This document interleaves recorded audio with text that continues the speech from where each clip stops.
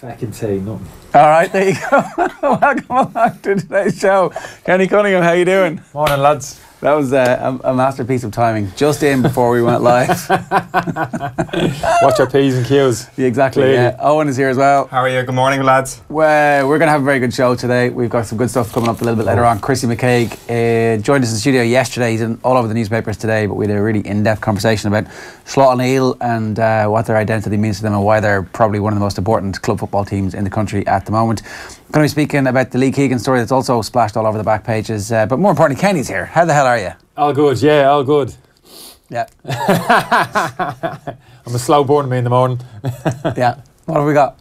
Well, you were saying earlier on that this place is a little bit like Sunday Supplement with all the newspapers around. And Minus the pastries. Well, wow. Which is to be honest with big you, disappointment. Well, but not unexpected, we've got to be honest. Well, Kenny, let me bring you a great little surprise here. Not to be one to disappoint you, given wow. the... oh, wow. There you go. Wow. Well, I thought you liked croissants rather than pastries, so we decided to get them as well. There's orange juice here as well, so help yourself. Am I actually allowed to tuck into these? This is your breakfast. This is just for a show, on it's a token gesture on these there's programmes. People won't be offended if I literally start tucking into these. Well, here's the thing, right? They're always get messy. They're always just for show, and you're always like, why don't they ever eat these things? It's like a waste of food. How fresh are those croissants? That's one. Are they 3 days old? Bought 20 minutes ago. Yeah. I got absolutely drenched going down to buy them, actually. Yeah, he had to wander around Dublin. It turns out you can't get croissants or pastries in most places at 7 o'clock in the morning. But he found the one place that they could. Appreciate it. No problem at Spar all. on Dave Street was above and beyond the Call of Duty. Was the right one. We should talk about Liverpool because that's the big story coming out of last night. Is it a good result? It is a good result because it's very much in their own hands. Still top of the group, going into the last home game against Moscow, which I expect them to win. Just find a little bit of rhythm now to their play. Liverpool getting players back, so I expect them to win that game. They would have wanted to take care of business last night, particularly 3-0 up at this level. But the no mugs they were playing against Seville. Proud home record, so no surprise they threw the kitchen sink at them. Second half, and we know from experience Liverpool they struggle to defend for large periods and soak up pressure, so no surprise they kind of wilted the end. But overall I think it's actually a good point and they should take care of business against Moscow. Is it just the psychological impact of losing a 3-goal lead? Like if they'd got a 3-all draw and scored it? Yeah, I don't think you'll have to pick them. They'll be disappointed, they'll be frustrated with themselves, the players. Listen to a little bit of Klopp's comments after the game, and he was reasonably kind of upbeat, and he should be, because they look as if they've just hit a little bit of form, Liverpool, after a difficult period some time ago. As I said, getting key players back. Lallana looks as if he's not far away. It'd be really interesting when Lallana gets himself fit in terms of how he shapes the team up. I mean, he's dropped Coutinho back into like an attacking midfield position, one of those number 8s. Talking Manchester City, that kind of front 5, which they have the front 3 players, and Silva and De Bruyne are playing in those number 8 positions, that front 5, just Fernandinho basically just sitting behind them. But Liverpool could shape up the exact same way with Henderson in front of the back 4, and you could be looking at Lallana, Coutinho, Salah, Mane and Firmino as a front 5. Now, I wouldn't say that's as good as what Manchester City can put on the pitch, but it's not far off. It's absolutely breathtaking. So, yeah, if it was a Liverpool supporter, I wouldn't be too despondent. It's easy to look at that result last night and kind of beat yourself up over it. But I think that the bigger picture is Liverpool are in good shape going into an important stage of the season. One of the things that Klopp did say at full time was that they just stopped playing football in the second half. And how much do you think this Liverpool team is capable of playing literally football? Stopped playing football and just literally having a chat, just huddled around in little small groups on the pitch. That's it, yeah, exactly. just enjoying the scenery of Seville by the sounds of things. But like when you think about that, you think, do Liverpool have the players to actually continue to play football at 3-0 up? What they needed there at that point was a Xabi Alonso type, or if you look at Jurgen Klopp's own teams, an Ilkay Gundogan sort of player to just control things, pass the ball around. And it seems to me that Can, Wijnaldum, Henderson potentially don't have that capabilities, that it's easy to blame the defence, but the midfield have to take a lot of blame here for the incapabilities of actually controlling the ball and controlling the tempo of the match. I think it's a fair point. They're not really a possession-based team, Liverpool. When they're at their best, they're kind of a counter-attacking team. They like to spring from a defensive situation into attack, and you're right, they don't look to maybe dominate the ball and haven't got that type of playmaker. I mean, Henderson's reasonable enough in terms of his ball retention, that central midfield area, but Wijnaldum just wants to make the box, and kind of Chan likewise. I just don't think they can sit in, like I said, for long periods and defend. That's not just the back 4 like the 2 centre halves. There's a bit of frailty there, but just the protection that they get in front. I've spoken about Wijnaldum and Chan, but when they drop in, I don't trust them 100% in terms of their defensive capabilities either. So I think the group collectively, I'm talking about that front five, or mate, in possession, the goal threat which they have. But the flip side of that, of course, is out possession the football. You don't really feel as if they can shut up shop at any given time and for a long period. So it's a small problem for them. That's something they'll have to rectify going forward. So even at 3-0, everybody has a chance against them, really.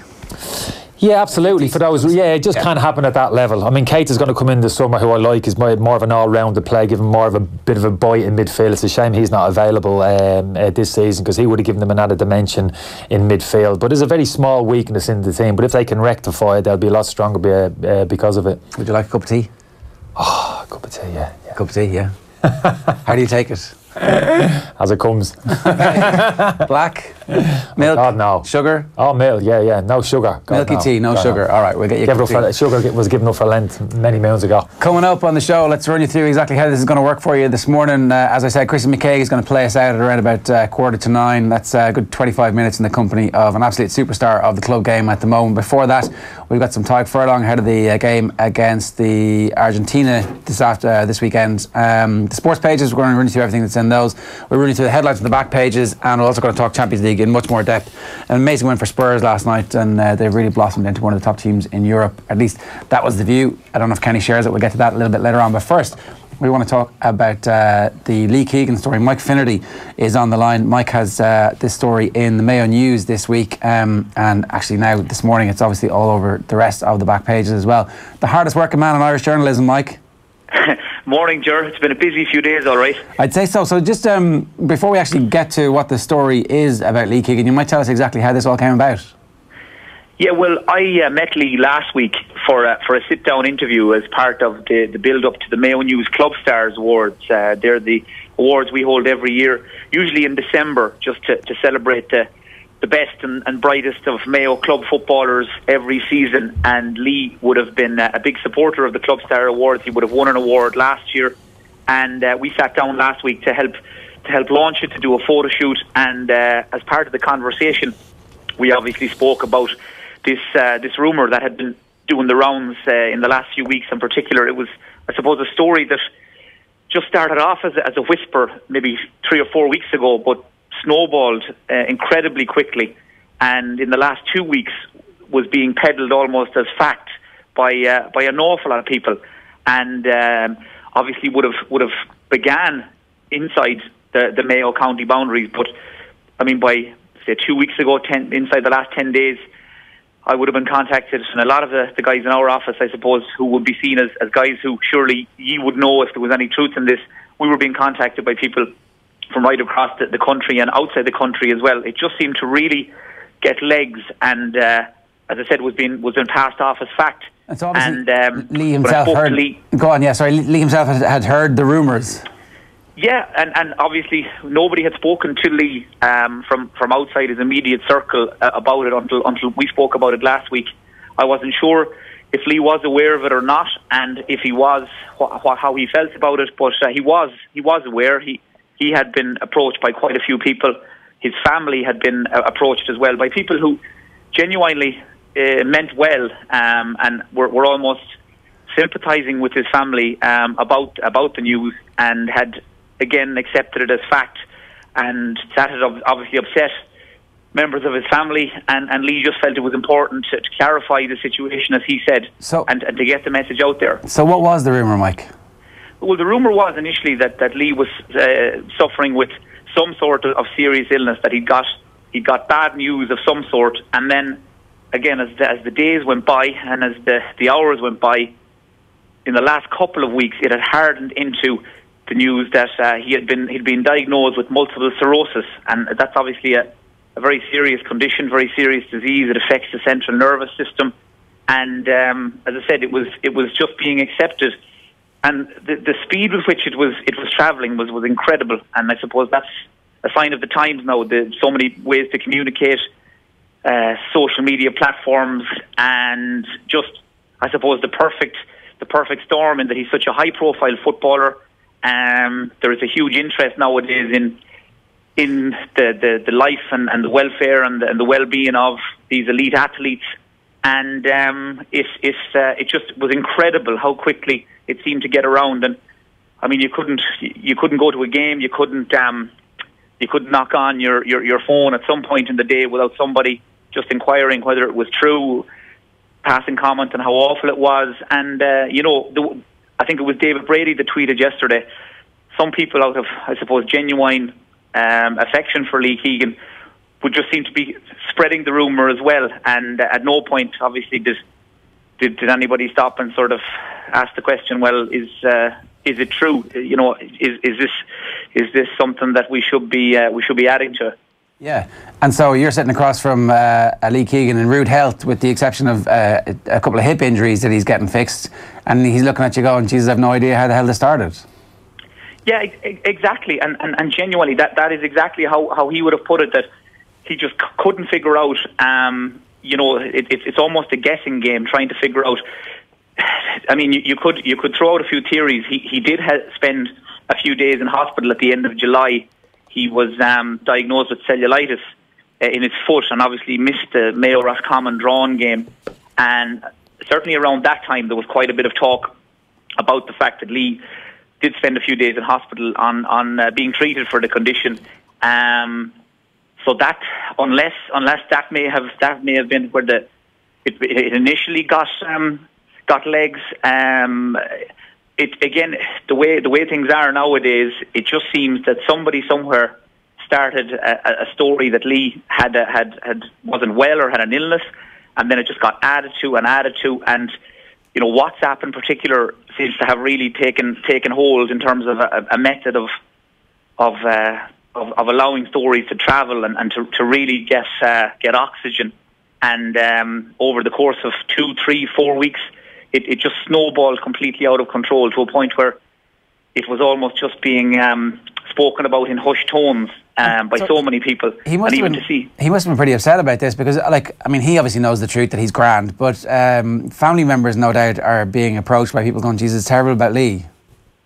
Yeah, what struck me, I suppose, the two things that struck me mainly about how, in his own words, how disappointed he was by it was, A, the effect it had on his family members, and B, he was genuinely upset himself that people who would have been diagnosed with the condition, or would have the condition, that his name was being linked with it. And obviously that was something that really he was concerned about, that people who genuinely were suffering from the condition and maybe would have the realities of it to deal with, would be in some way convinced that he was also in that boat as well. And he said, it's a serious condition. It's not something that needs to be spoken about the way it has been, just because of his profile. And I suppose it reminds you as well that, sometimes the likes of Lee Keegan in particular are sort of a cartoon superhero to Mayo supporters, and a sort of a pantomime villain to so many others. I mean, at the end of the day, he's a 28-year-old guy. He's got engaged recently enough. He's got a job. He's just had a double hip operation. He's got a family and a mum and a dad in particular, who he's very, very close with. And, he's having to deal with this literally while he's trying to do his day job, and while he's trying to get on with his life. And, as I said, some people genuinely mean well or meant well, but it really, I think, is one of those stories that makes you just stop and think about the way that we're communicating now, and there's a need there for personal responsibility, because somebody somewhere definitely added an extra layer or two to this. And so the only good news, obviously, for Lee is that it's not true, and he's been in a position to come out and just clarify it, because even last week when I met him, I mean, it just reminded you he really is a very, very decent fella. He was very generous with his time to us. Anything he would do to help us launch our awards, they're done in terms of charity every year. He's a really, really decent guy, and he just got caught up in something that was completely not of his own making. And I think he was right just to clarify it, because it's one of those stories and one of those situations where if you don't come out and address it, it will linger in the background, and there would have been a suggestion there into the new season, and a cloud hanging over him and his health. Whereas at least this way, he's set the record straight. Mike, just before we let you go, I just wanted to ask you about his hip injuries, because you mentioned there he's had double keyhole surgery. For a 28-year-old, it seems incredibly young, but what jumps out of the papers at me this morning from your pieces is that Lee Keegan says that his doctor says that this is quite normal now for young GAA players, which is pretty astonishing, isn't it? Yeah, very much so. And I suppose the type of guy Lee Keegan is, he chats about a double hip operation like he's just put a band-aid on a small cut. You know, he's just got such a positive sort of an outlook generally. And I mean, I even asked him how he felt about taking on the rehab program for the next 4 or 5 months, and his attitude was, I'm really looking forward to it. It's something that, you know, has been mapped out in front of me. I'm looking forward to getting back playing already, and, you know, obviously just looking to the next challenge, the next game, next summer. But from his own point of view, I mean, it's just I suppose a reminder that he's put down 7 seasons now of hard, intense inter-county football. In Mayo's case, they've been going to the latter stages every season. I mean, even if you look at Lee's last 12 months, between got to the All-Ireland final of 2016 with Mayo, which went to a replay, went straight from that to the international rules with Ireland, went straight from that to the club championship campaign with Westport. They went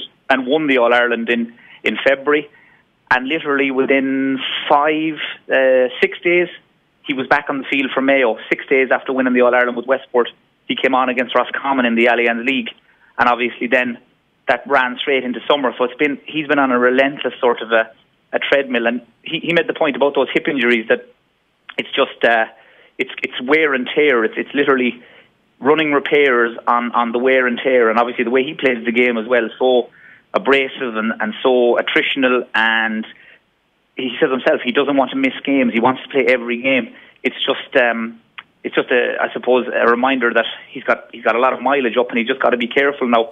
And maybe it's the best thing in the world for him.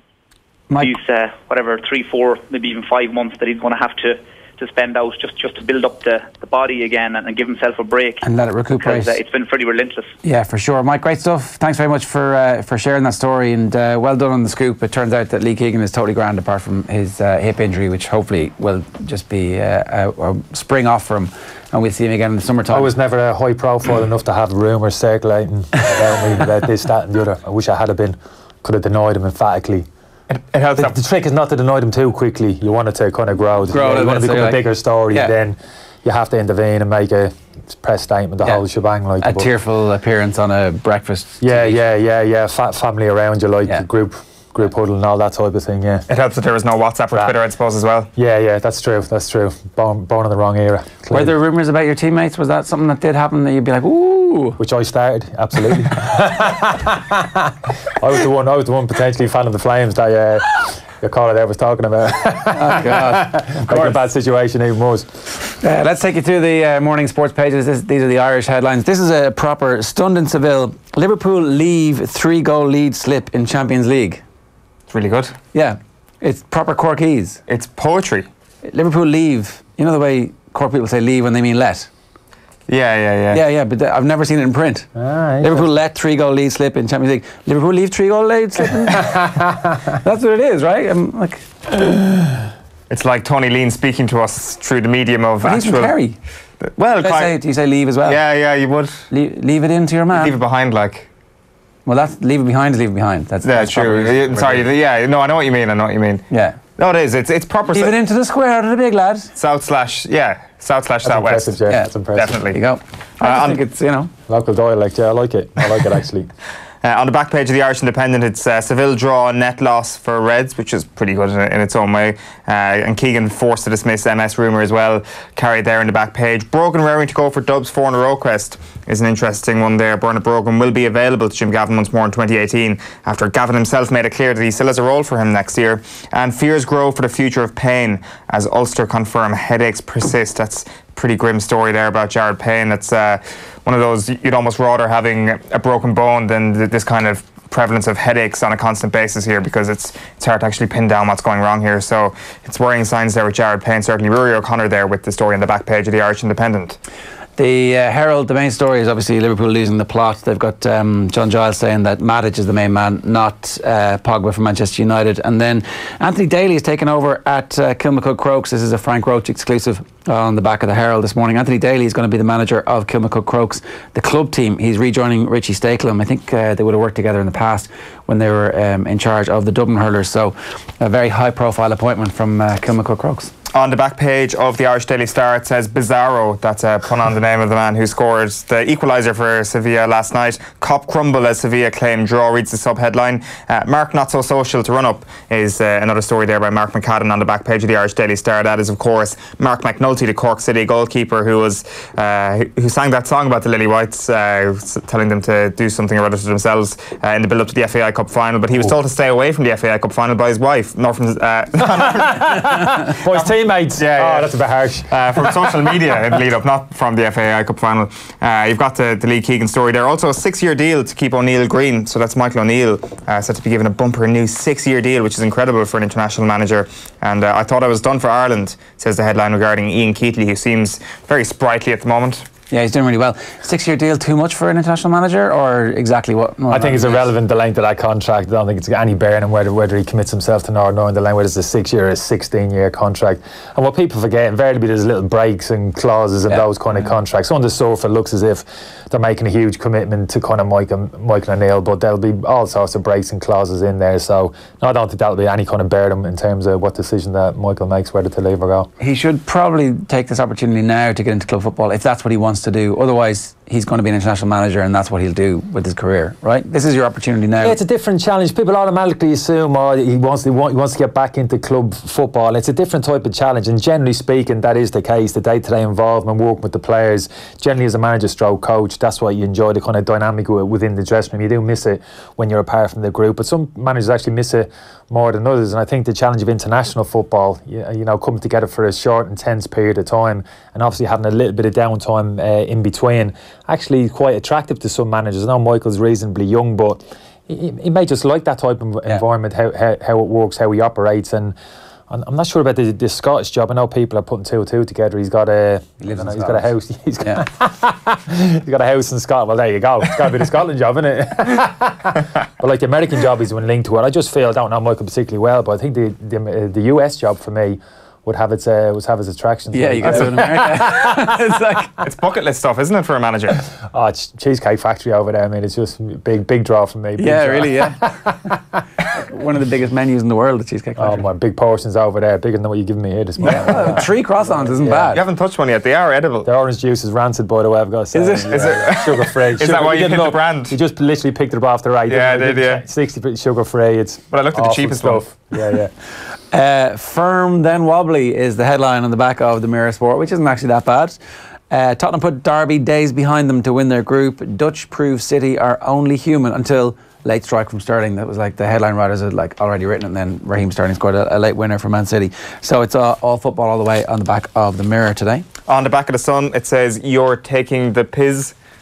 Which is good or bad depending on your worldview, to be quite honest. Cop Sevilla punishments reads the headline by Charlie Wyatt. A Sevilla draw 3-3 with Liverpool. Also there you've got Nice One My Son. That is in regards to Young Min Son scoring the winner in Spurs' 2-1 win over Dortmund last night. And Guardiola boys are top dog is the headline of that one. And Lee Blass trash talk. That's Mike Finnerty's story there, appearing once again in the Sun. Yeah, okay, so that's you pretty much through the headlines on the newspapers. We do the Times Ireland edition. We can do the Times Ireland edition now, actually. That's the last one I think we have here. O'Gara will thrive with Crusaders. Greg Feek was obviously out before the media yesterday. His comments are widely carried. He says that Ron O'Gara is going to do a great job when he goes down to New Zealand. And it looks like Darryl Murphy may also follow. John O'Shea and somebody else, Wes Houlihan, announcing their retirement. I meant New Zealand. He said down to New Zealand, Darryl. Oh, yeah. Another couple of years. Out of a career move. Rugby union. Darryl Murphy could do quite big well. enough. I think he get all right in rugby union and around the scrum. He'd do okay, Darryl. He'd do well in the States, wouldn't he? Darryl could have a couple of years at the end of his career if he wanted, playing in Seattle or. I missed the boat there as well, didn't I? Missed the big boat. time. Big style. What were you thinking? Headed up the North East. Went up to Sunderland for me last year, and you would have been Vegas. Could have been Vegas, West Coast of America. Yeah, you would have got the kind of this new wave of MLS as well. You know, the David Beckham era potentially. You might have caught the start of that. No, my luck have been over in the Indian League or something like that. Well, there's more money in the Indian League, isn't there? I'd have struggled over there out the field.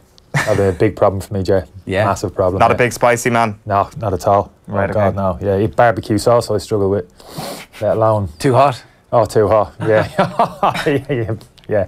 Plenty of that in the US, to be honest. So Oisín actually had the story last night from Anthony Daly. One Clare legend in for another, as at Dalo Anthony. Anthony Daly is set to be named at Kate Croke's GA club hurling manager. He takes over from Ollie Baker. So there you go, Oisín Langan. I misappropriated the exclusive. Go mind yourself, Oisín.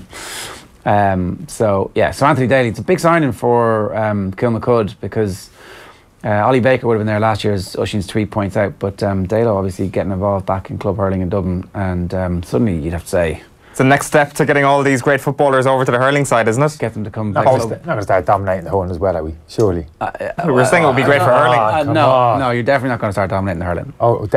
Definitely not going to start dominating, but maybe being competitive. Yeah, that'd be nice. Yeah, that'll be fine. You'd take that, wouldn't you? Let's go to the Champions League, because obviously we want to get Kenny's thoughts on what's going on. Andy West was on the show last night talking about the substitution of Philippe Coutinho, hauled off after about 68 minutes, and he reckons it's because there's a lack of trust between the manager and the player at the moment. Have a listen. Coutinho, I thought it was notable that he was taken off. There's obviously been so much talk about him, which is ongoing. Over here in Barcelona, where I am, there's still talk about Barca coming back in for him, and you think, at a stage like that in a game, a player like that, if he's supposed to be the player that makes the team tick, he should be the one to get hold of things in midfield, as you say. Just re-establish a bit of possession, calm them down, get the game in the way Liverpool want it to be played again. But he was unable to do that, and the fact he was even taken off shows that Klopp doesn't really trust him at the moment. Whether that's to do with his future, who knows? But that doesn't reflect well on him. Yeah, what do you think? That's a bit harsh. Klopp doesn't trust him. I'm not too sure. I don't see Coutinho as a kind of a playmaker of sorts. He doesn't operate in an area of the pitch where necessarily he's getting on the ball and kind of dictating play. That's generally a midfielder's a little bit further down the field, kind of Henderson and that kind of deep midfield role. Coutinho one's an interesting one, because I still feel as if there's a bit of legs in that Barcelona thing. Yeah, I don't think that's dead. He's not saying out, and he's not saying too much, but still feel as if that's going to rear its head again, whether it's in the January transfer window, probably not, but certainly next summer.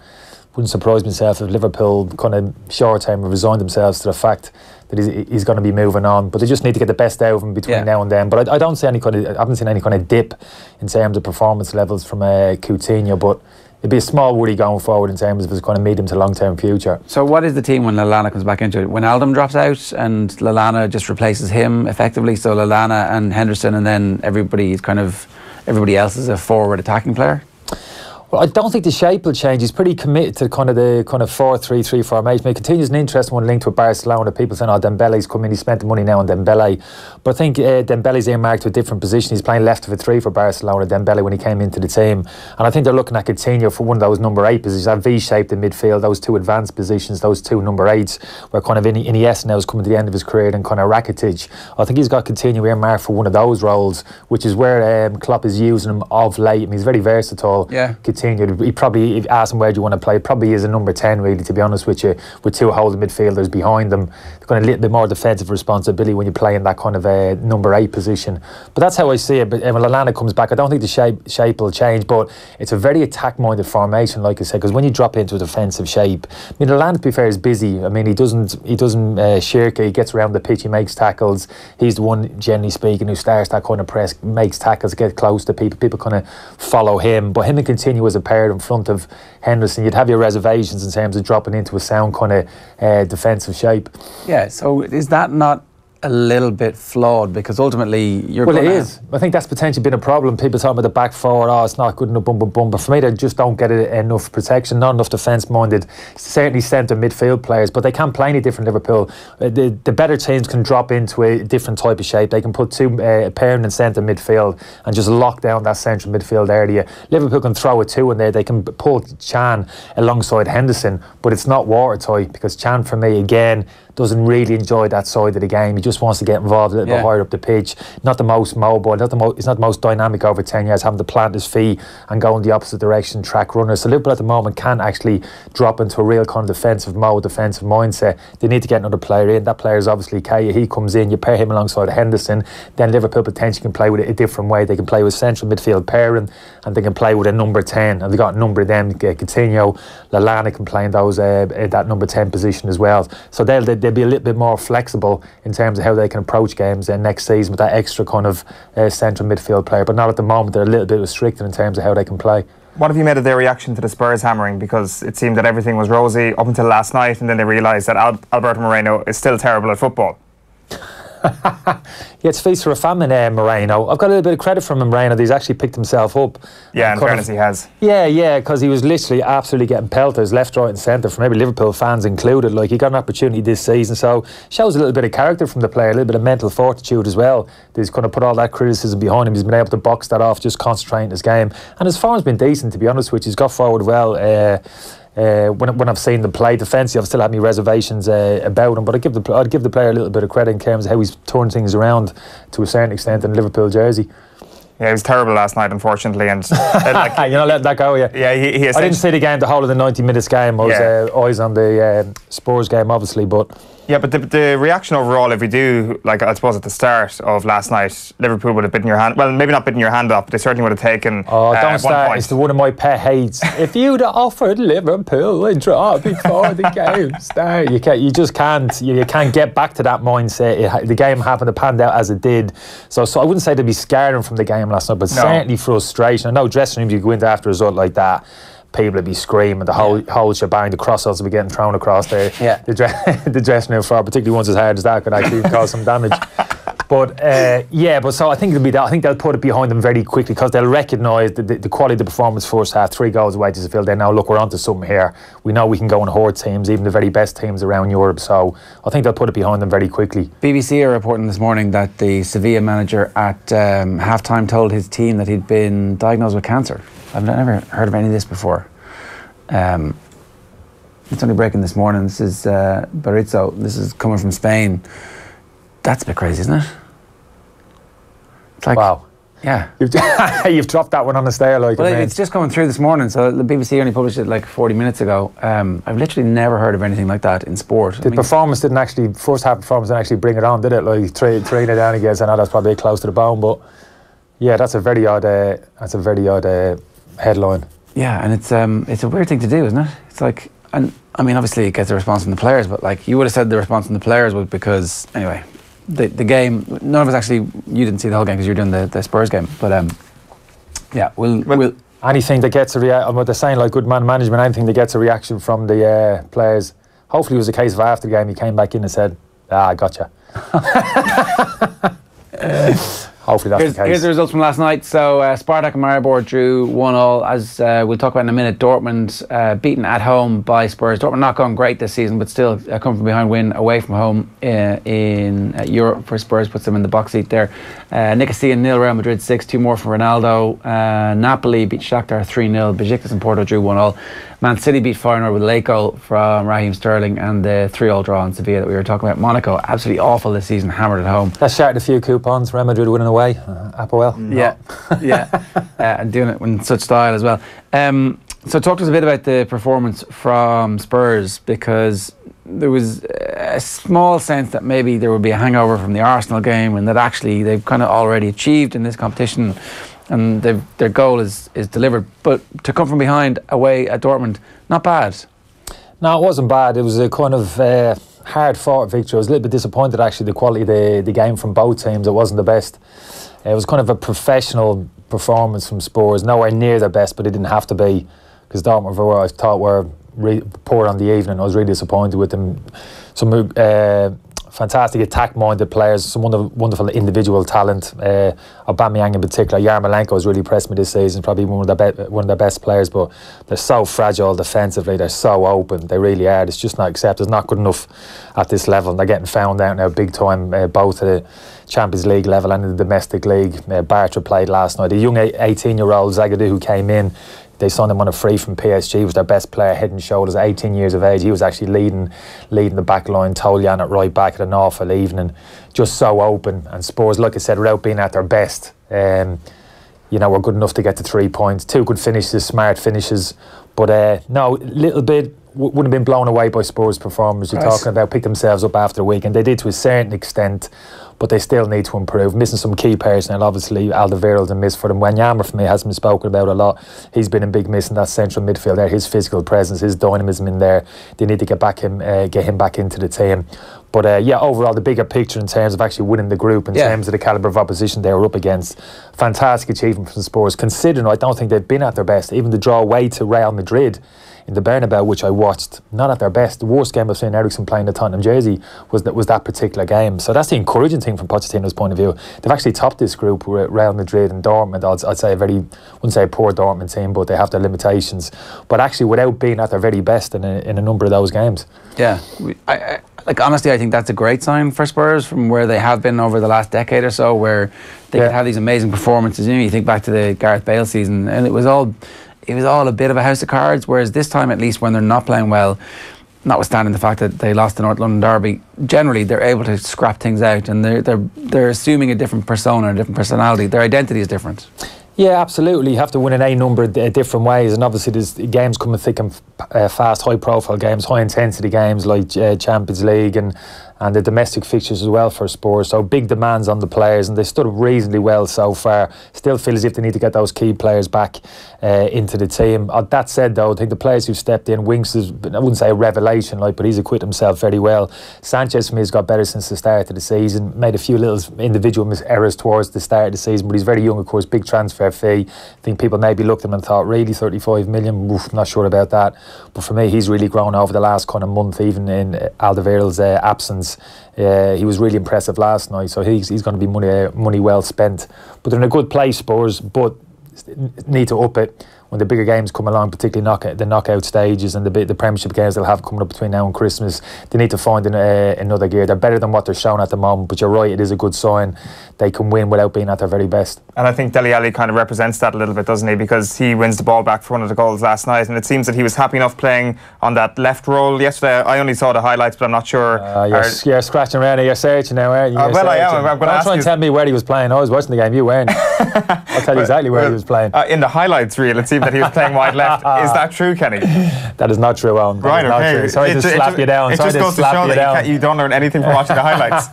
Exactly. Now, it's interesting. We're talking about kind of Liverpool, that kind of V-shaped in midfield. Spurs played the same. They played with a back three, 2 wing backs.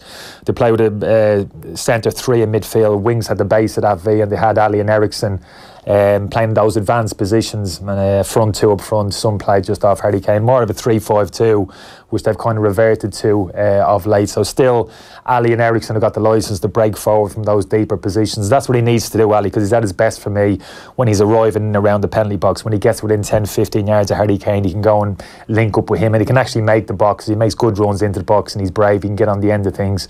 And again, his overall performance wasn't particularly impressive last night. He's struggling. He's had a little bit of dip in form, but he came up with some key moments, 2 assists for the goals, which is important. Yeah, okay, a couple of quick texts coming in.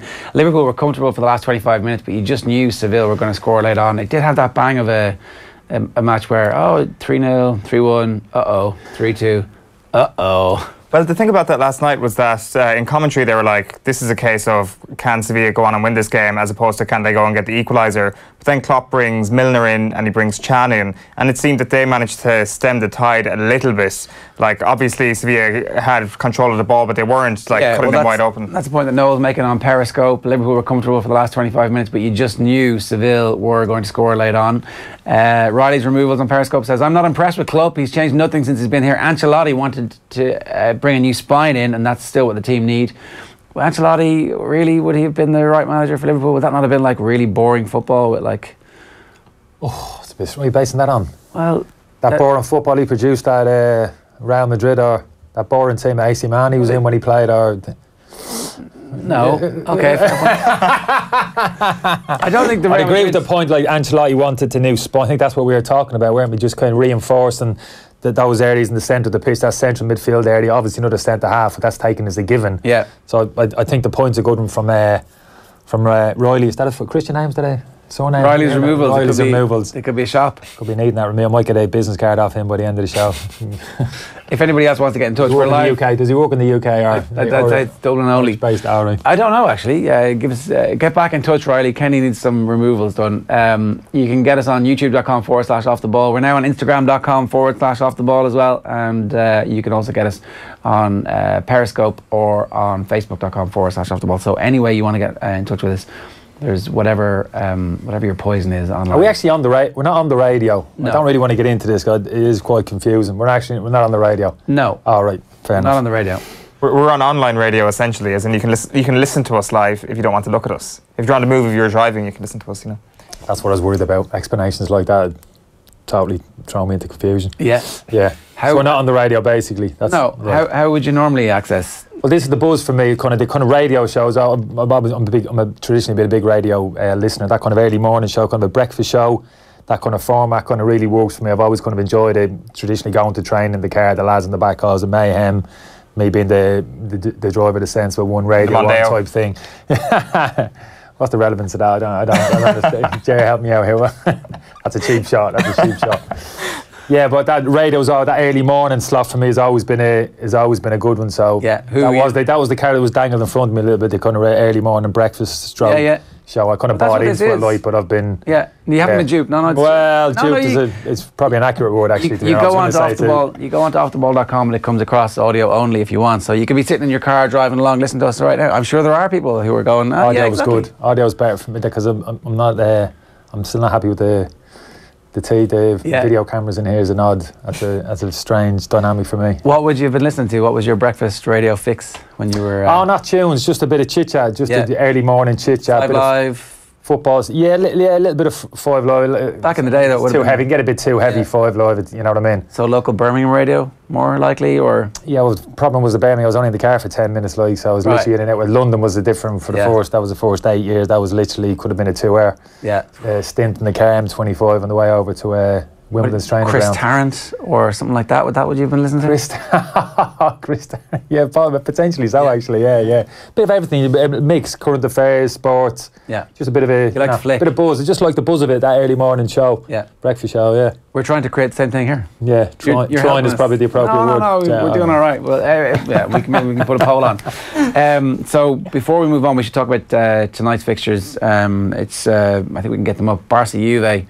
Maybe we can't. Barca Juve tonight. Here they are. Don't know where I was looking there. Basel Man United is a bit of a cakewalk. We expect the way Manchester United have been slaloming through Europe so far. I wouldn't say that. No? No. Basel at home. No, they have a great home record. They have in European competition. So, no, I think that'll be a good game. Not a huge amount on it from Manchester United's point of view. I take your point, but in terms of an actual contest, that's not an easy place to go. All right, the most exciting game, perhaps, Juve against Barcelona tonight.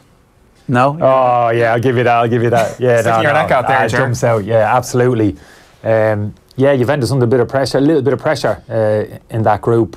Slightly indifferent start to their domestic season. Third in the league, they've shifted it, leaked a few points even the weekend, like lost to Sampdoria 3-2 at the weekend. So just a couple of personnel changes in the summer. They just lost a little bit of that kind of cohesion maybe which they had last year. I think Bonucci's the obvious one I know who's kind of gone out from the centre half position, brought a couple of players in, so not as fluid as they were towards the tail end of last season. Just need to bed a few players in. So yeah, that'd be a great contest, but it's important fixture for Juventus. Need to get something from that game. Does that benefit you when you go into Europe having a very, very tough domestic season? Because the top 5 of Serie A is amazing. It's like the best mini league in the world almost at this point. Like Barcelona, on the other hand, are obviously struggling in the Liga, so that kind of downplays that point a little bit. But do you reckon teams tend to do better after a very, very kind of hard start to the season? Yeah, it's an interesting one, to be honest with you. I mean, Champions League's all about peaking at the right time of the season, and traditionally, like teams who've won the competition generally sometimes can kind of struggle a little bit early part. It's all different, like different demands and in different leagues across Europe for me in terms of the intensity of the games. You're right in terms of Serie A. that top 5, 6, the likes of Inter Milan, the resurgent Inter Milan, AC Milan to a smaller extent. Roma traditionally been very strong the last couple of years, and Napoli, who I'm a huge fan of, like obviously top. I think they're going to win the league this season. I've had a feeling since the start of the season this is going to be their year. Talking about Juventus bringing a few players in, bedding a few players in, that's not the case with Napoli. I've had the same team, really the same starting 11 now for a couple of years. They're really cohesive unit. I think they're going to go on and win the Italian league this season. May not actually get out of the Champions League, their qualifying group. They're really struggling, and Napoli need Manchester City to do them a favour in Shakhtar Donetsk the last around the qualifying game. So you could have a situation the likes of Napoli, Dortmund drop into the Europa League. Some big heavy hitters should be dropping into the knockout stages of the Europa League. But Juventus, Barcelona, fantastic game. Barcelona, I wouldn't say the weaknesses, Barcelona, but certainly not the.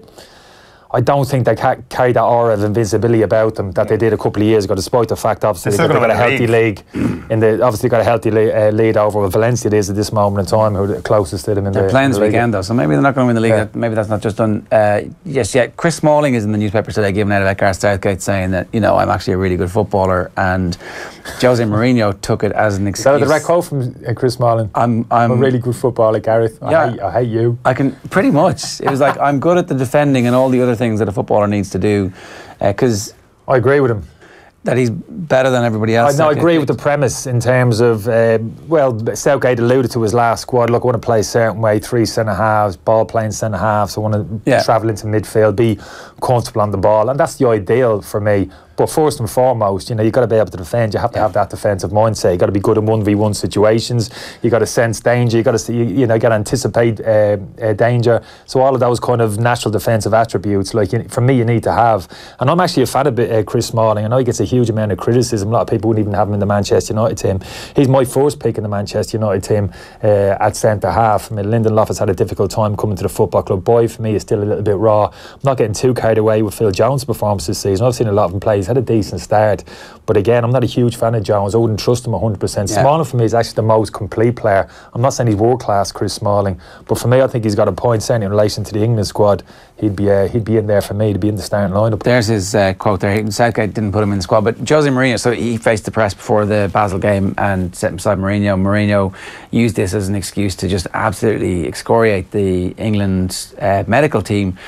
They were like, our doctors were told Phil Jones had a sore knee and he was going to be managed properly. But then he had a course of injections, 6 injections, it turned out, painkilling injections. One injection though, with 6, just to split hairs. Actually, one injection. Is it? Had 6 different, 6 different things in it? Exactly. 6 different needles? Things is a good word. Okay, right. So here's what Jose. As a manager since 2017 years, I don't have one single player that has injections of anaesthetic to player friendly. Never. I'm not an angel. Definitely not an angel, Jose. I've had players to be injected to play official matches and crucial matches. To get 6 injections of local anaesthetic to player friendly, I have never heard about it, and Phil Jones had it. Yeah, I think he's got a slight point there, to be honest with you. I think before you go down that particular road, I think it's customary to at least contact the club, certainly the physio department within the club doctor, and say, look, this is the issue with your player. He's happy to have the kind of the injections. We're happy to give them to him. Are you happy? We just want to keep you in the loop. Yeah. That type of thing. So I would have thought that was normal procedure. People carry knocks to the day of the game. How are you feeling? So there's no need to contact the club. But when you're actually obviously putting a needle in somebody and injecting anaesthetic, for me it's common procedure, even common courtesy to contact the football club. So I got a little bit of sympathy for him there, Marino, in that respect, but it doesn't take much for him. Fairly regular occurrence getting these levels of injections? Would you have had lots during your career, or is it a thing that happens? I've had it. Yeah, it does happen. Yeah, I've had a few injections, to be honest with you. Yeah, and I'm trying to remember. Don't even ask me what was in them, to be honest with you. I mean, you just take it because they tell you this is grand, go for it. Yeah, if I said, look, will it make me run 2 yards quicker? Will it have you been a bit more accurate with me diagonal passes? Yeah, absolutely. Inject me as much as you want.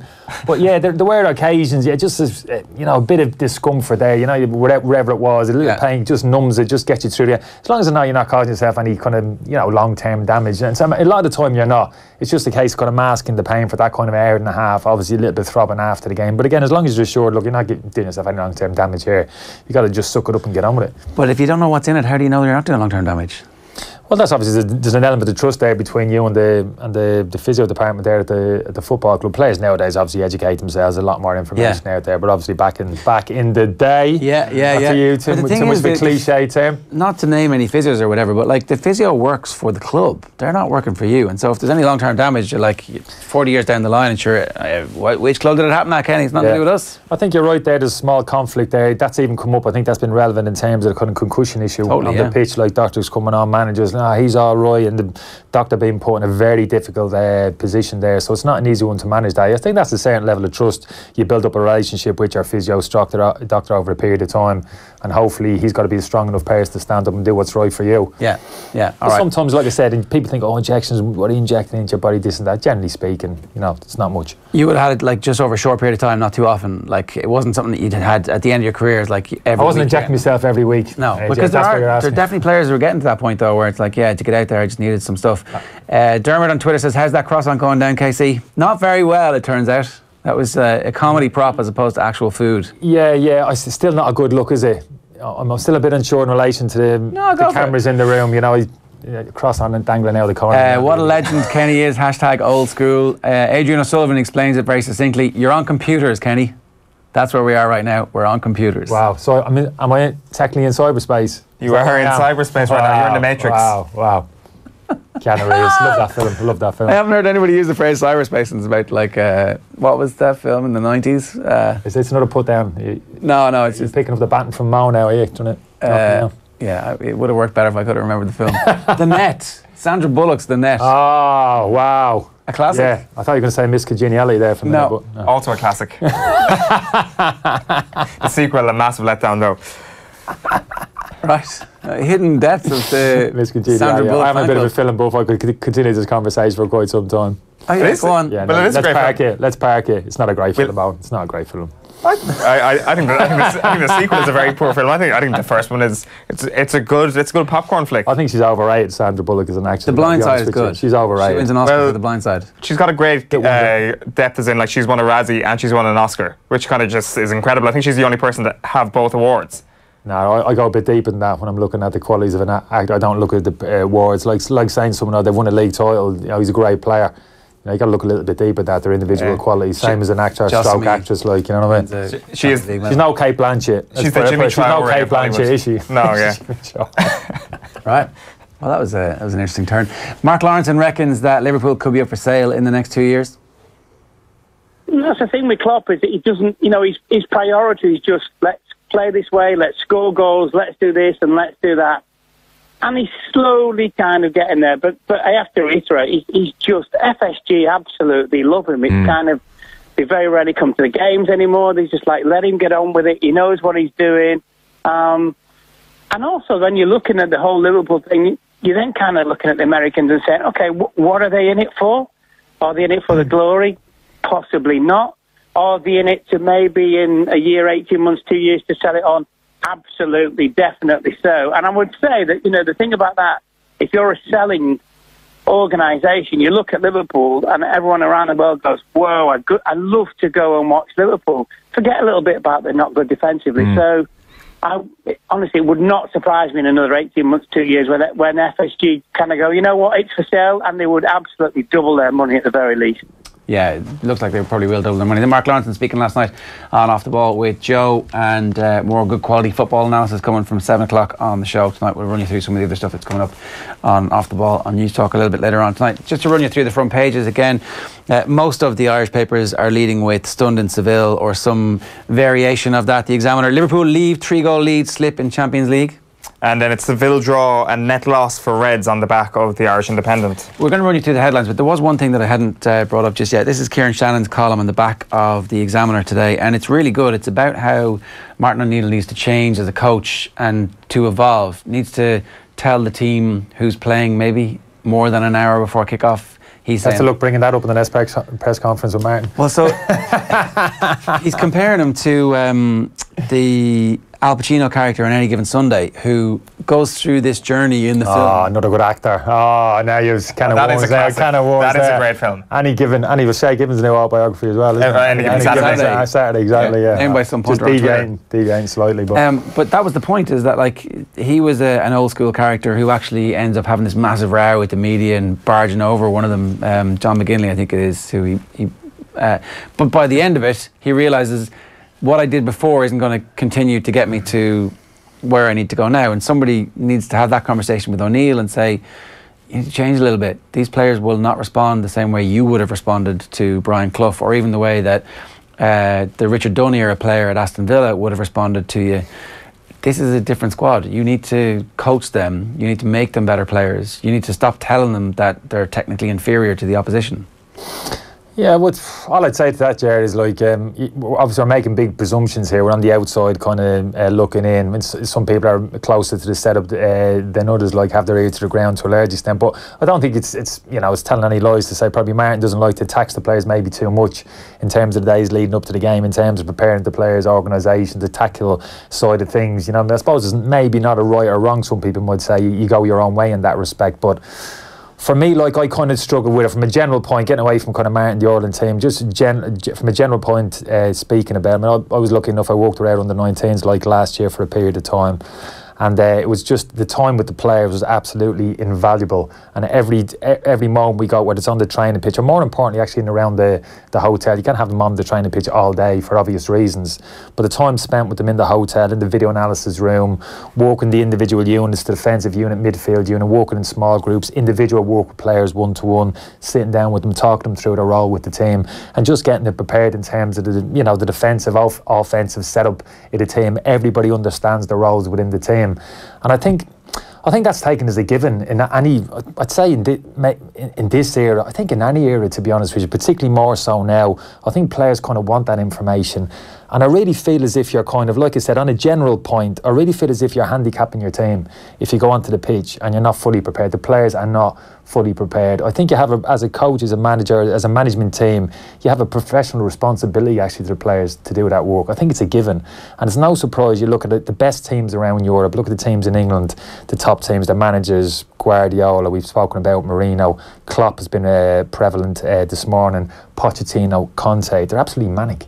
It's no coincidence they're manic in terms of preparation, the detail. And many times we hear players, oh, it's the same stuff, same routine, shape, more information, same information.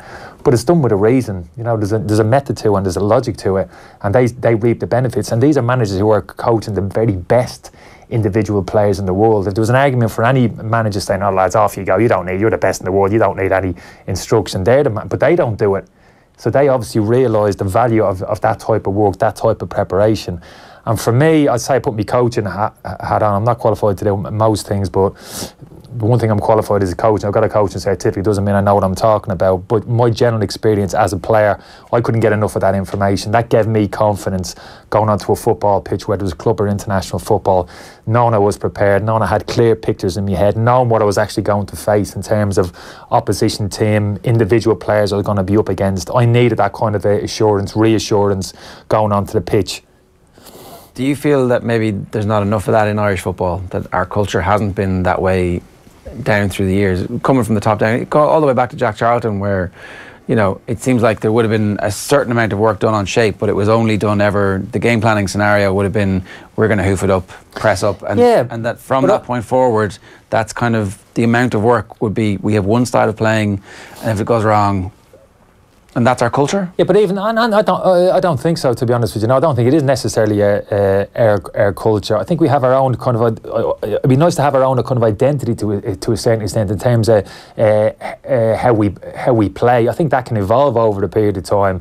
I genuinely think traditionally we have the type of players like we can play like a high energy game. I think we can mix our game up. I don't think we have to be one thing or the other. I don't think we have to be a Jack Charlton type of team. But the Jack Charlton type of team played one way, very regimented in how they played, but they understood the roles. They knew how they were going to play. You know, there's no kind of indecision on the pitch in terms of, are we looking to play short, are we looking to go long? Everybody knew the roles within the team. It was very effective. Now people might say we had players to play a different way. Maybe even the players who played under Jack would admit to that. We could have been as successful playing a different manner of football. But the fact is they played a certain way, that the manager set them up that way, and everybody was under no illusions in terms of how they were going to play. So I've got a little bit of respect for that in terms of, well, actually there was clear signals there for the players in terms of how they were going to play. So yeah, just as a general point for me, I think that, and like I said, that's from the outside kind of looking in. But I do think on occasions I look at the team in terms of, even from the stands when I'm looking down at it, and you do sense at times a little bit of uncertainty in terms of the players, particularly out of possession of the football. I think when you're going after the football, you can see it clearly. When a team's set up in terms of going after the ball, they're really cohesive unit, they're compact, there's triggers all over the pitch, people react to one another, and you know what I mean? And you can see that in the very best teams. Liverpool are a good example in terms of how they hunt the ball.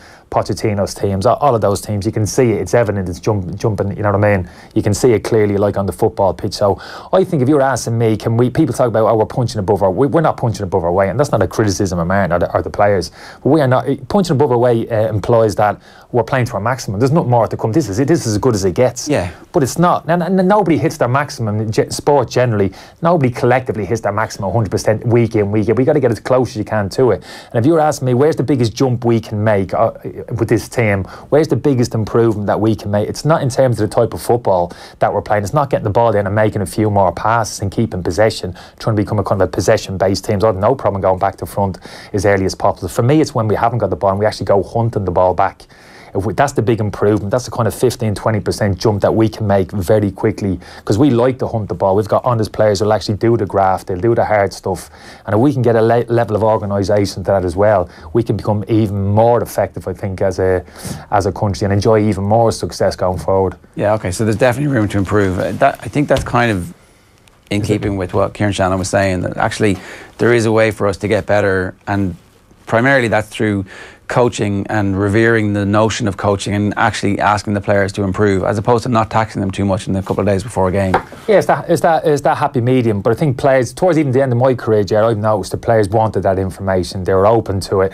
You know, traditionally the more older players, you know what I mean, maybe were a little bit closed off to it. Not anymore, and certainly not in the modern game. Let me go back to the whole notion of rumours, because there were rumours that the Irish players didn't like the fact that Brian Kerr made them watch DVDs. And they were like, oh, come on, we come on international duty to have crack and go out and have a good time. And then Kerr came in and made them sit down and watch stuff. And the rumours around the squad, it might have been players who weren't getting picked. Well, this is the good thing, because I can actually talk about that. You're talking about Martin, I'm on the outside looking in, but at least in Brian's reign I was actually there and I was part of it. So I can speak for every other player in the group, but I personally don't think there was an overload of information under Brian.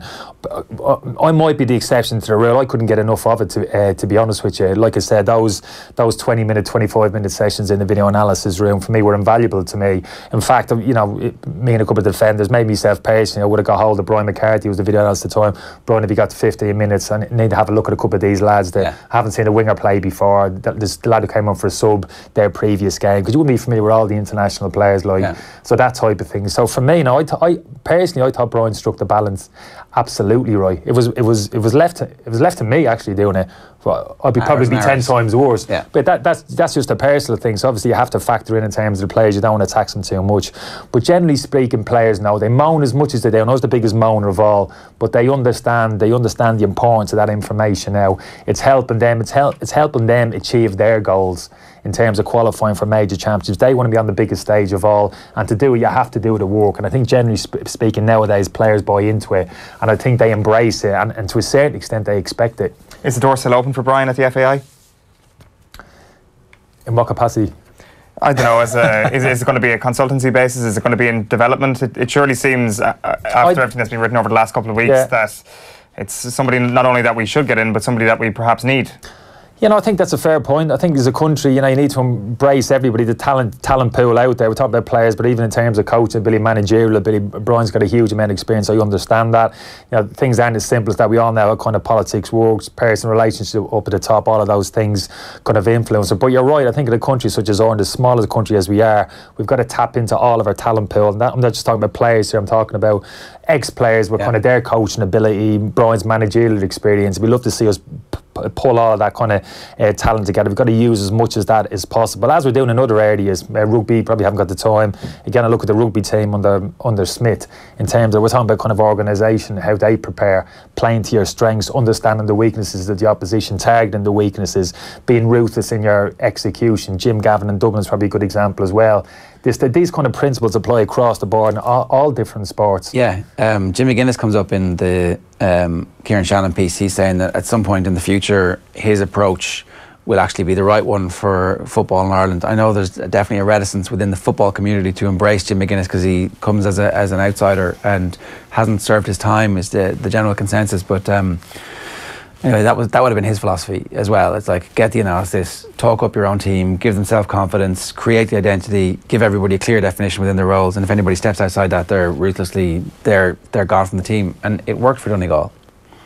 Yeah, no, that makes sense to me. Those kind of clear principles that you're talking about. I think you got to be careful the environment doesn't get too kind of sterile. At the end of the day, I think in terms of the environment that you create is so important as well. So you need to get the happy balance right between actually doing the work, but also at the same time, people need to enjoy coming into that group. They need to enjoy each other's company. The environment needs to be right. Yes, you've got to work, but at the same time as well, you need to strike the happy balance. There's people that you're dealing with here as well, you know what I mean, not kind of computer. So I think generally speaking, we've struck the balance quite right. I don't think it's been perfect over the years, but generally the best teams, whether club or international football, do strike that balance. They get the work done, the players embrace it, they understand the relevance of it, the importance of it, and they do it, and yet they have that real camaraderie as well, that kind of team spirit, everybody pulling for each other, which traditionally has never been a problem for us. Yeah, no, for sure. Will we go on to the UK paper headlines? We may as well bring you what's going on back in the year? What's happening back there? What am I missing? We don't have the Birmingham Mail. There's a budget. Let's talk about the budget. It's been rolled out today.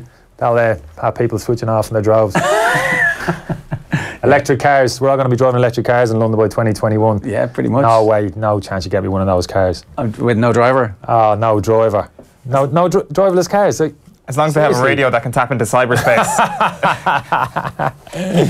Ruth tells Australia, you don't scare us. This is the Ashes. Will you get up early to watch any of the Ashes? Do you ever get into cricket at all? No, I did get up early for the Lions test in the summer. That was absolutely massive. I really enjoyed that. No, I won't be getting up for the cricket. Shell shock, that's the lead there, and it's all about Liverpool last night and conceding the 3 goals. So that is. I think Liverpool got beat 6-1. Looking at it, you didn't know the actual result, wouldn't you? Yeah. Reading these headlines. The Telegraph Mirror is next. Firm then wobbly, which is probably the best headline of the day. We have no fear. Bad headline.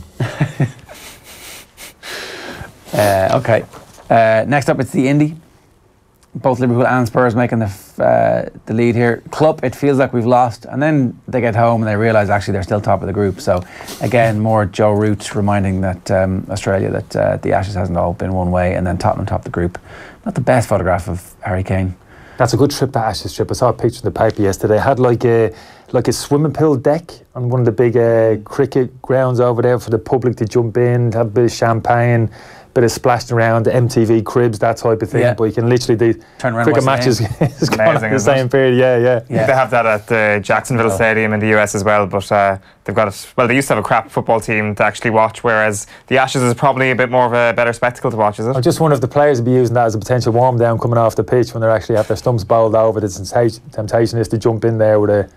You want a lot of chlorine in there, like a massive communal. And you know, like 600 people in the same hot tub. Chlorine, that takes me back to school. Yeah. Your weekly swimming sessions of chlorine, I was awful, wasn't it? Your eyes bleeding. High levels. You're talking about injecting, potential dangers into in your fairness, body. Once you survive the amount of chlorine generally we swallowed over the course of 8 years St Vincent School. I mean, dangerous levels of chlorine went into my body.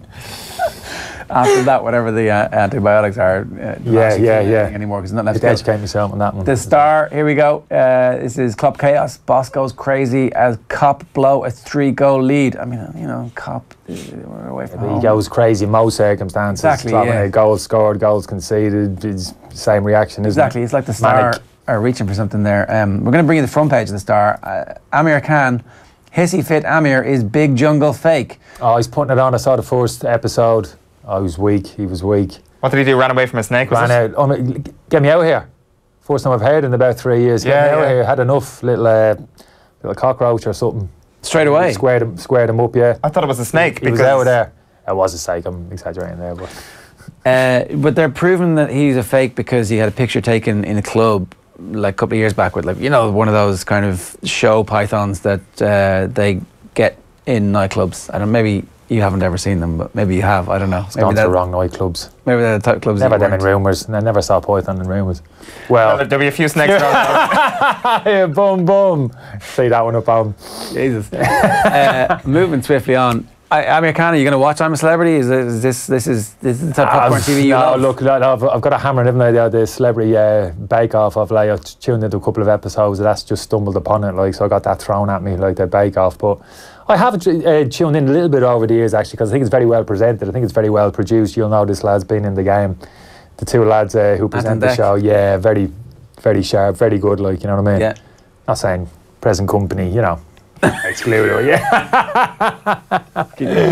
Now, what I will give him credit for, I never deride that show too much. You see what they do in the first episode of this I'm a Celebrity, where they make them walk that skyscraper in Brisbane, wherever it is, and they have to walk out on that narrow platform. Oh, yeah. With a small harness on their back, have to walk out 20 foot.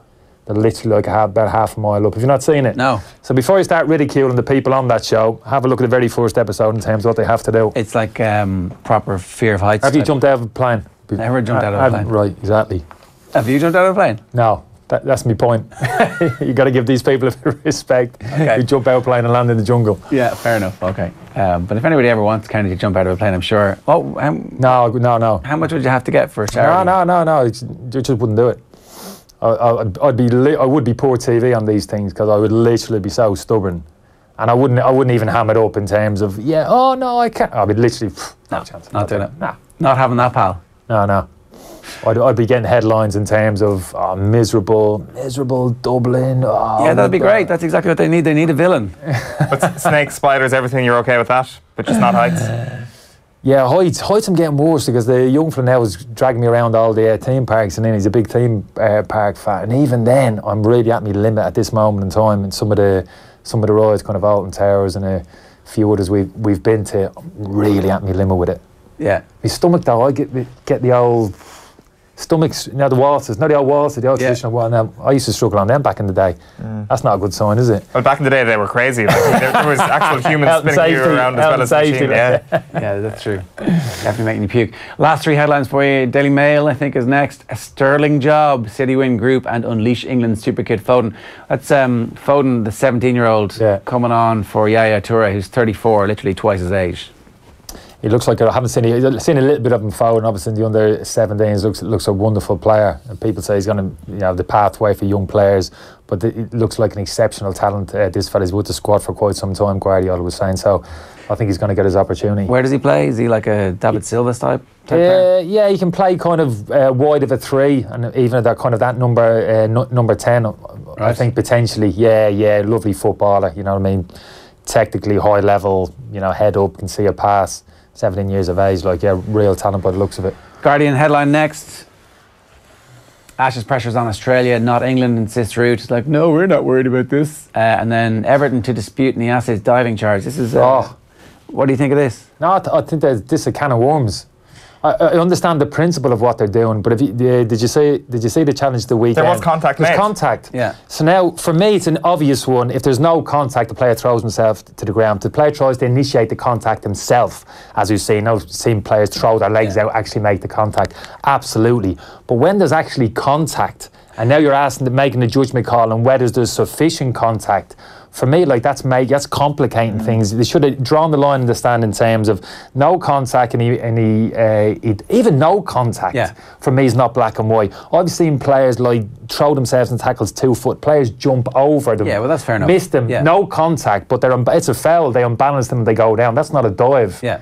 So to actually start making judgment calls on, well, there is contact, but he should still have stayed on his feet because there wasn't sufficient contact. But that comes down to individual people's physical makeup, their body strength. Yeah. Being slightly unbalanced at that moment in time, like poor core stability. Maybe we can take this in a million one directions. To make that judgment call, on reflection, it's going to be a hard thing to do. This is Owen Sheehan's tweet on this matter. Niase's misdemeanour sounds medieval. Would have gone with treachery, treason, and infiltration of a ref's mind myself. Well, it's just successful deception of a match official is quite an incredible line to be handed down with, isn't it? I think it's the first time any player has ever been handed a ban. I would have had 50 bans during my career for this reason. the classic kind of ball over the top. You're shepherding the ball out, centre halves. Yeah. Particularly myself, lack of technical ability. Just, oh please God, go for a goal kick. The ball kind of sticks in the grass, or whatever reason the forwards closing you down. The ball's not going to go away. You've got to do a trick, a little drag back to get around them, or you're hoping for that little slight bit of contact in your back. He'll give you that little nudge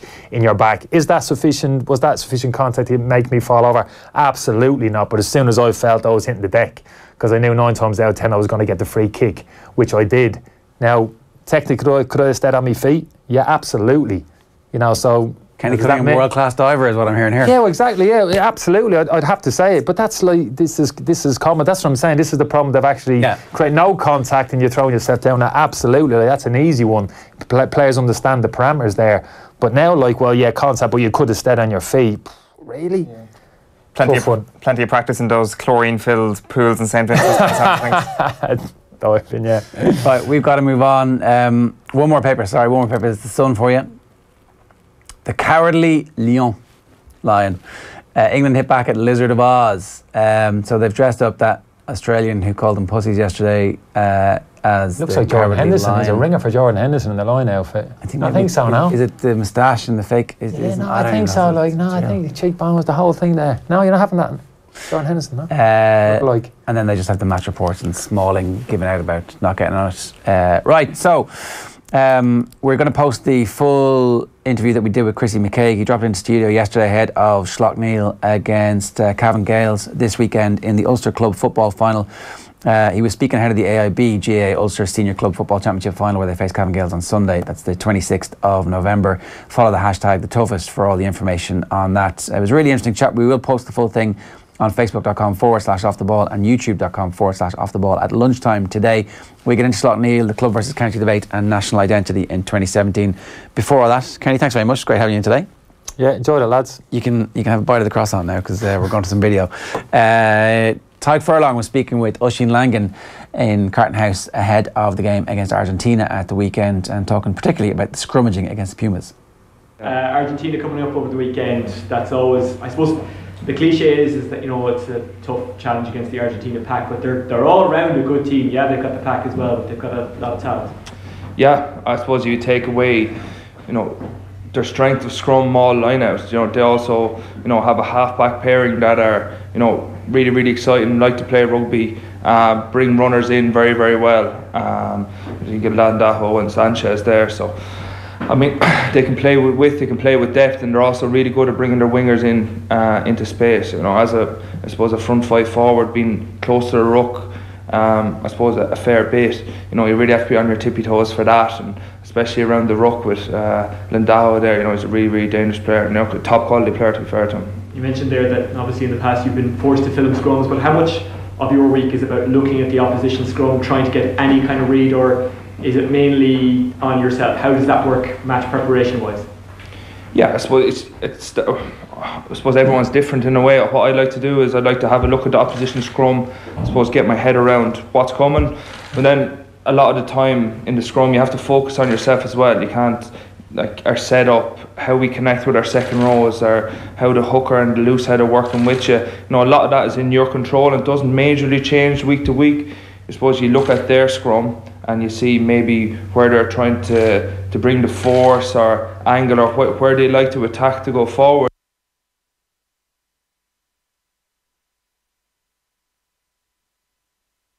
All right, back to club football. We had Cavan Gale superstar Shawnee Johnson on the show yesterday. We got Chrissy McKaigue of Schlockneil, who may well be marking. Probably can't tell us that just yet, can you? No. And who will you be marking? I don't know yet. Mickey hasn't told me, so we're training tonight, so perhaps we'll know then. How does that work? At what point during the week do you get told this is what your role is going to be, or do you kind of have a sense in advance this team has a specific playmaker and for whatever reason that has become my job? I think Mickey always keeps his cards pretty close to his chest. That's just the kind of guy he is. He's a very quiet man, but I'd say tonight we'll see discussions begin about who will go on whom and whatever else, but I suppose we have that advantage now of Cavan Gales playing against Derry only twice, so we're able to get down and have a look at them and just keep an eye on their strengths and whatever else, but we live in a modern age now where there's no more secrets anyway. Yeah. We all have access to video, and we all know people that know other people, so yeah, both teams will be well versed. We were talking about this actually with Shawnee yesterday about Ulster football, the reputation that it has, tough, hard fought, and in fairness, the first game that Cavan Gaels were involved in was not the most stellar. I think it was 11 points apiece or something. Yeah. But their replay was great, and your semi-final was a sensational, free-flowing, free-scoring game against Kilcar. Yeah. Well, and, in saying that, Kilcar, very, very good side, and that night Noma was very, very, very unique in the sense that it was a November's night Noma. There wasn't a breeze, there wasn't any rain, and the pitch was just fantastic. So it allowed for a really high quality game too. Probably the game prior to that against Oma was up in Salt Park, and there was a gale force breeze blowing down the pitch, and there was raining and all them things, so it made it for a bit of a war of attrition. But against Kilcar now, it was a really good game, and I think it was really positive for showcasing everything that is good about the club competition. Yeah, I think because Kilcar obviously got hammered for the Donegal final, which was like a 0-0 draw or whatever the score was in the end. But they were like, oh, this is terrible, it's Donegal football. And then they actually end up producing an amazing game like that. So I have a lot of, like, watching some of the hurling, for example, you're looking at the pitches and they're so boggy, and you just think, imagine if that was in Thurles in high summer, where both teams actually have the chance to play hurling when it was supposed to be played. And I guess you must feel exactly the same. Like, the weather's good today, it could be absolutely howling gale at the weekend, and it completely dictates what people think about the standard of football they're seeing. Exactly, very, very fair point. And I suppose we're very fortunate in Ulster, actually. Like, by and large, all the pitches are really, really good. We can't control the weather, obviously, but you're right. A lot of the time, and that's the beauty of the club competition, isn't it? Some days the weather is decent, and other days it is just really, really difficult to even stand your 2 feet, never mind execute the skills of the game. So that's the beauty of the competition, and I think that's why we've all kind of grown to love it, because a lot of the time, like, you look at the Vincent's game last, and down in Ockram, massive crowd, and it just was everything that was good about the GAA, the underdog winning, and we don't get to experience that in the inter-county game, and I think that's why the club championship is so unique. You mentioned that Vincent's game there. We had Leighton Glynn on the show the day afterwards, and I asked him about what was their plan against Diarmuid Connolly, and he said there wasn't really a plan, we just kind of went with the flow. Whereas earlier on this year, you clearly had a plan to stop Diarmuid Connolly, and it worked out.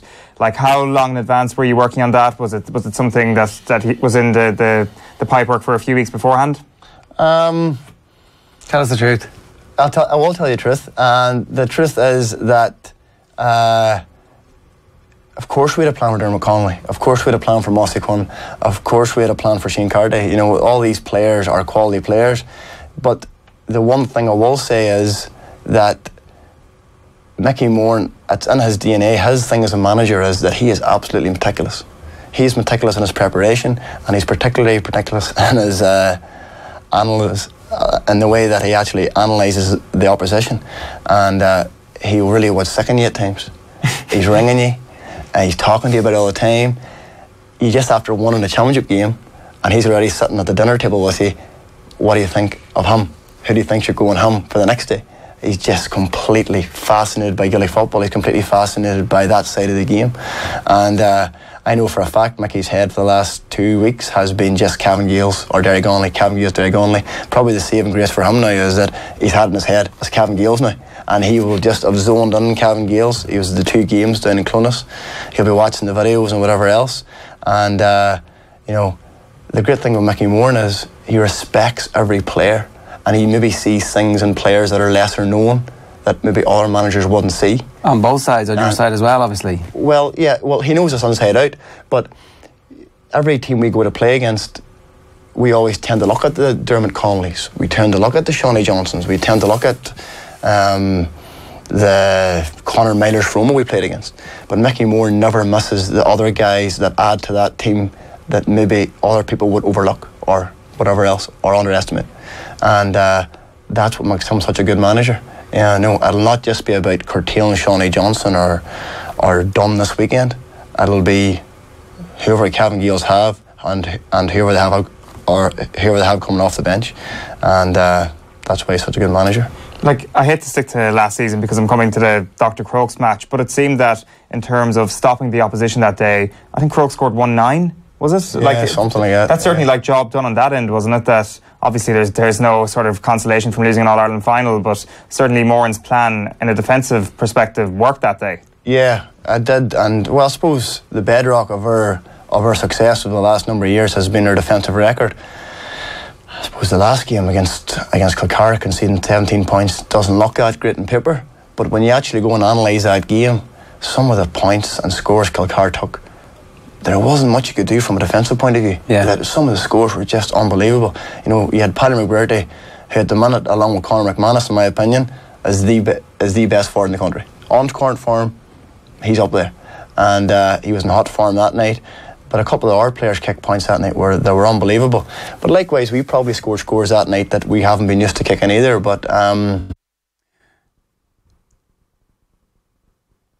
Chrissy McKaigue there in studio with us yesterday. For exclusive content and behind the scenes action throughout the AIB, GAA and Camogie Club Championships, follow AIB GAA on Facebook, Twitter, Instagram and Snapchat. And you can always get the hashtag the toughest as well. Coming up tonight, between 7 and 10 on Off the Ball. Champions League action, of course. Donegal Callahan and Keith Wood on Wednesday Night Rugby, previewing the Ireland-Argentina game and looking a bit back at what happened in the Fiji game at the weekend. Ray Boom Boom Mancini on the 35-year anniversary of the last 15-round title fight, which resulted in the death of his opponent. And Off the Ball AM tomorrow is back from 7:45. Kenny Cunningham is in studio on the Champions League, and Alan Quinlan's going to be talking to us about rugby. Owen's off to eat these croissants and to go on holidays for like 3 months or something. Yeah, I'm going to miss the Kenny chat tomorrow, the follow-up to the Sandra Bullock conversation we had today. We were just doing a bit of research there, and we came up with a load more Sandra Bullock films that we'd just completely forgotten. Yeah, While You Were Sleeping was Kenny's favourite. I've never heard of that movie, which is a big hole in my film knowledge. I have, however, seen Gravity multiple times, and I'm a big fan. All right, it's good, is it? Well, if you don't like it, you would probably deem it to be the most boring movie that has ever been made. But I saw it in the cinema, and I'm like, this is unbelievable. It looks so good. Like you were just looking at there, won the Best Director Oscar, and I think it was the first non-Caucasian male to win Best Director Oscar. I can't remember his name. I think he's from Brazil. Cuarón, right? Okay. Something like that. Oh yeah, Alfonso. Well, I can't remember his Alfonso Cuarón or whatever his name. I think he actually. Did he direct one of the Harry Potter movies as well?